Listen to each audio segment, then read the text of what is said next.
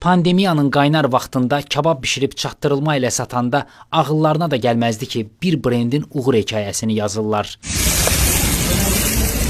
6 ildir kababın onlayn satışı ilə məşhurlaşan o səhifə virtualdan reala keçib və 40 ilin kababçısı bizi necə təəccübləndirdi. Yəni Napoleonun tortunu eşitmişdim, amma kababını birinci dəfə görürəm. Kabablar azı çoxları tanıyır. Ölkədə adla tanınan kababçı Tahir Usta adlarını çəkə bilməyəcəyim elə adamları öz kababı ilə heyran eləyib ki, şəxsən eşidəndə təəccübləndim. Onların indi Yasamalda, Zərdabi küçəsində yol kənarında qəşəng bir ailəvi restoranı var. Burada böyük bir komanda işləyir. Açıq mətbəxdir, şüşə arxasından hər şeyi olduğu kimi izləyə bilirsiniz. Amma burada oturmayıb sifariş edib apara da bilərsiniz. Onu da deyim ki, onlayn sifarişdə qiymətlər restorandakı qiymətlərdən daha ucuzdur. Kabablardan əvvəlcə klassik növlərin dadına baxdıq. Bura elə bir yerdir ki, buranın tərifə ehtiyacı yoxdur da. Həqiqətən də belədir. Dada, keyfiyyətə söz yox. Yəni yalandan nə isə pisləsəm günah olar. Eksotik kabab növlərindənsə ən çox pendirli sarma və Napoleon kababı çox möhtəşəm idi. Mən Napoleonu əvvəllər sərkərdə, sonralar isə tort kimi tanımışam. Sən demə, Napoleonun kababı da varmış. Bilən var buna niyə Napoleon kababı deyirlər? Can əti və quyruğun pilləli şəkildə düzülüşündən ibarətdir. Dadı isə əfsanəvidir. Məkanda cürbəcür qazan yeməkləri də var. İstəyən bunlardan da sifariş eləyə bilər. Parking üçün yanındakı marketin qarşısı